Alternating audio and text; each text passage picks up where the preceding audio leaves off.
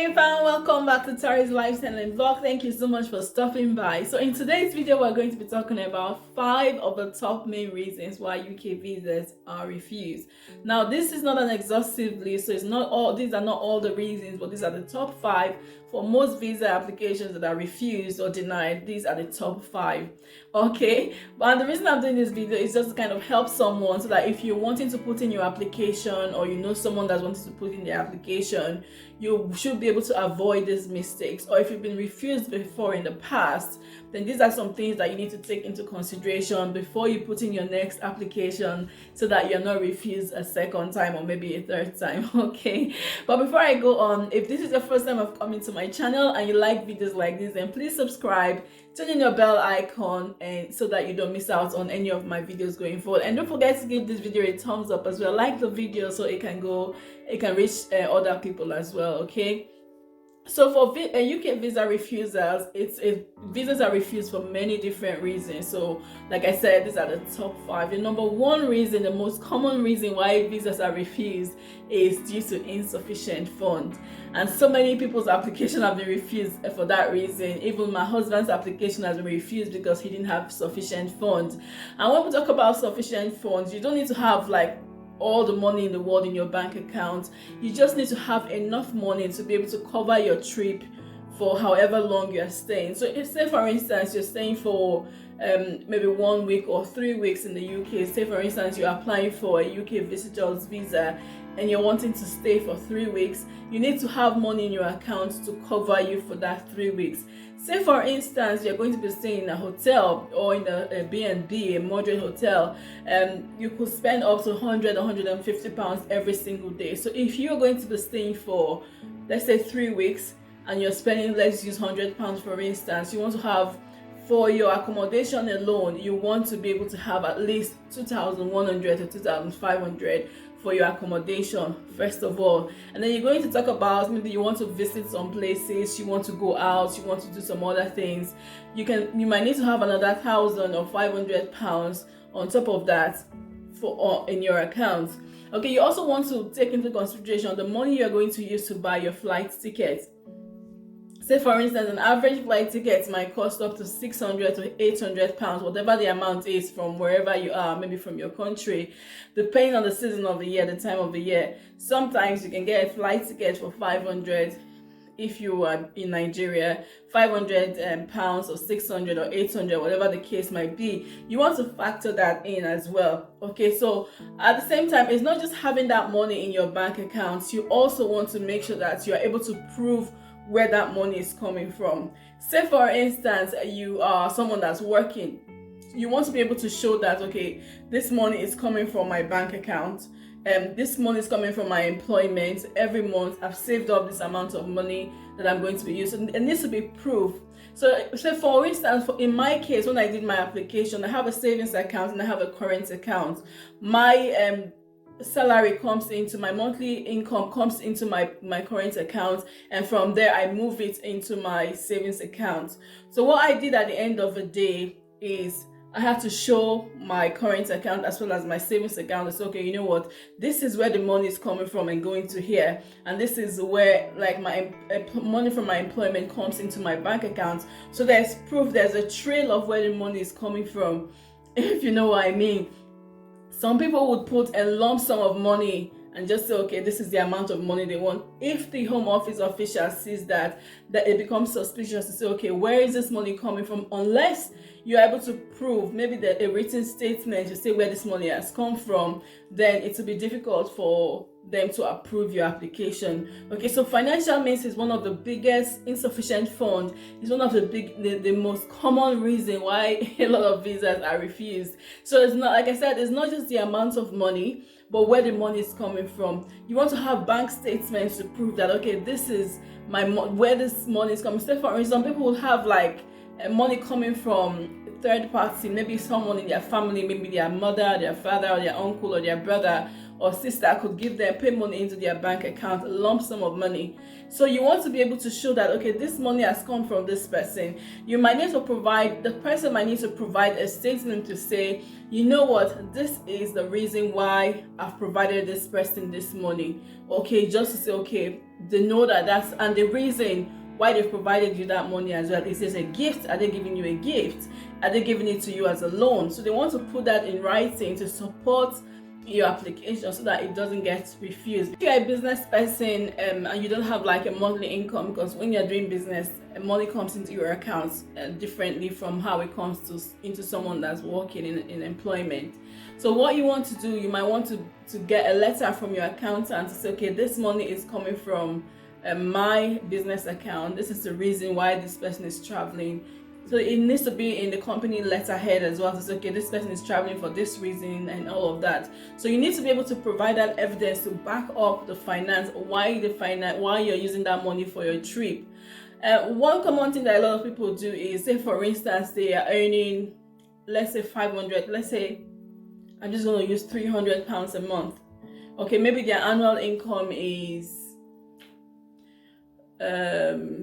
maybe the annual income is £2,000 a year, yeah, and then you want to go on a trip to the UK, and your trip is like going to cost you about £3,000 to £4,000. How do you justify that finance? How do you justify the fact that you're going to be able to cover yourself for that period of time? And why would you want to use your annual income for your journey as well? So those are things that they will be looking at to say, okay, is this person genuine? Is this person not genuine? Are these funds coming from the right source and all of that? So good evidence. So the amount of money is important. The source of the income as well is really important as well. There needs to be evidence, maybe pay slips and bank statements. If someone is giving you money, there needs to be a letter to say, this is the reason why I'm providing this money to this person. So it's really important so that your visa is not refused, okay? Second reason I'm going to talk about is a failure to disclose previous criminal records. Okay, so for some people, they refuse to disclose criminal record because they are afraid that if they disclose this criminal record, then their visas will be refused. If you don't disclose it, your visa will be refused anyway. The fact that you have a criminal record does not automatically disqualify you from a UK visa and being approved. Okay, so every application will be looked at individually based on their merits and their demerits. So if you disclose that you've got criminal record, they will look at when this criminal record was. Even if it was 10-20 years ago, you need to disclose it. They will look at, okay, what was the offense? Is this a offense? Is this still a criminal record? Is this still standing? Has it expired and all of that?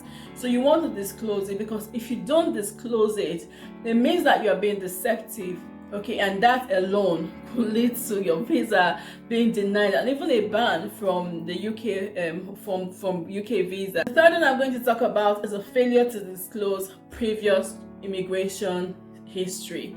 Okay, so when you do your application, when you're filling in your application, there's a part that will say, let us know where you have traveled to in the last 10 years. Okay, some people will fill that in and fill it correctly, some people will not fill it correctly. And there's also another part that will say, have you ever been refused a UK visa or a visa from any other country, or have you been refused entry into any other country? Okay, so you want to disclose what the case is with you, because if you don't, the UK Home Office would always go and confirm. Okay, so you want to disclose the fact that, okay, I was refused for this reason or that reason, or I was returned for this reason or that reason. Okay, and again, this doesn't mean that if you've been refused before, then automatically you'll be refused again. I understand why the fear for people not to want to refuse, not to declare that they've been refused before, but it's important because these embassies are kind of linked together. The database are kind of linked together, that they would always be able to find out if you've been refused or not. And if you've been refused and you don't declare it, it means that you are being deceptive again.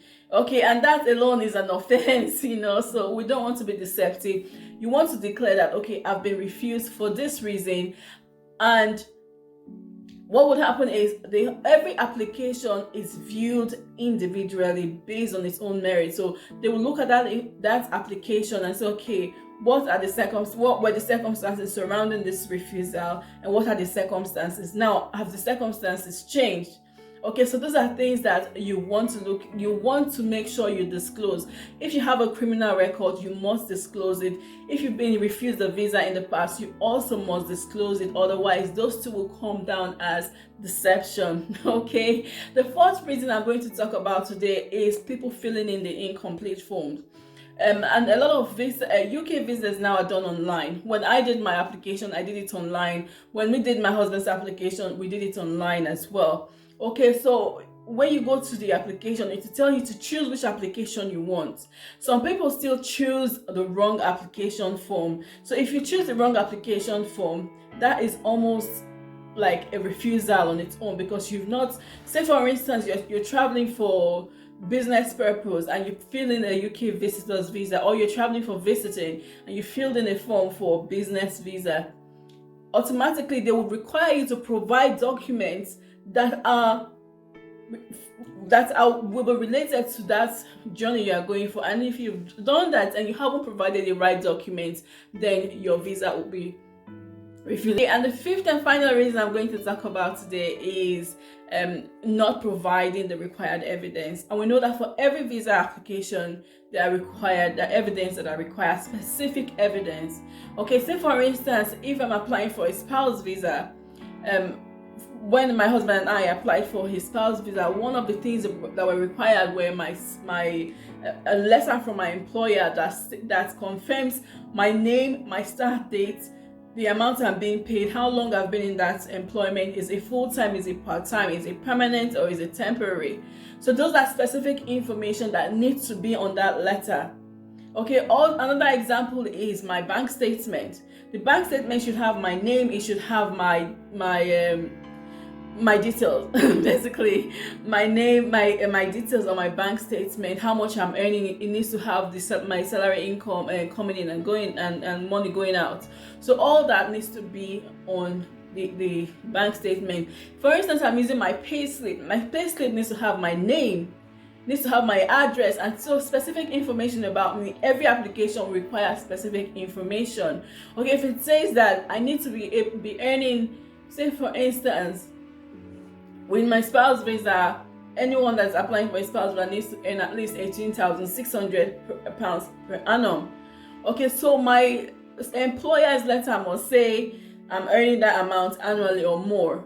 Okay, so those are specific information that are needed for my application to go through. So if I don't provide that information, if I say for instance, okay, I earn this amount of money, and I don't provide evidence of that, or I bring my employer's letter, just so this person works with us, it doesn't have all those specific information, that will not be accepted.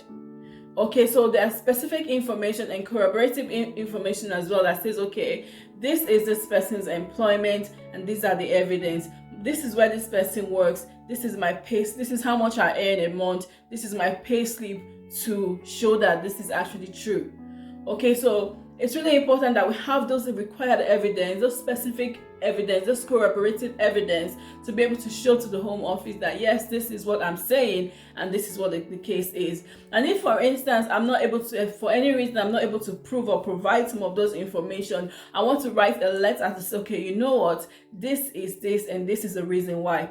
I remember someone left me a comment in one of my videos to say, okay, what information did you require? Did you do this? Did you do that? She asked me some questions and I replied her and said, yes, she was asking me about my spouse visa application. And I said, yes, we did.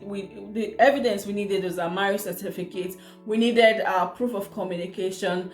I told her how long it was, how many pictures we required, because we needed pictures to show that we were together in different places, our wedding pictures and things like that. So those are things that will corroborate the fact that I said I'm married to this person. This is a proof that I am actually married to this person. We want to have evidence of what we're saying. We want to have the required evidence. We want to have specific information that are required as well. So this is just a short one today from me. I hope this video has been helpful. If it has helped you, give it a thumbs up, like the video. Leave your questions in the comment section as well, so I'll know what videos to do next.